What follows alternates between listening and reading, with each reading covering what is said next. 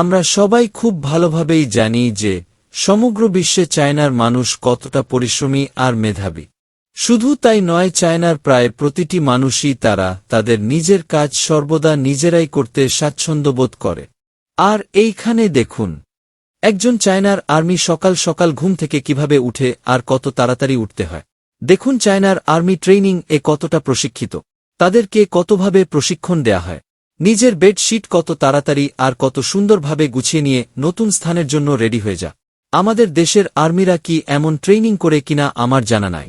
যদি আপনাদের জানা থাকে তাহলে কমেন্ট করে জানাবেন।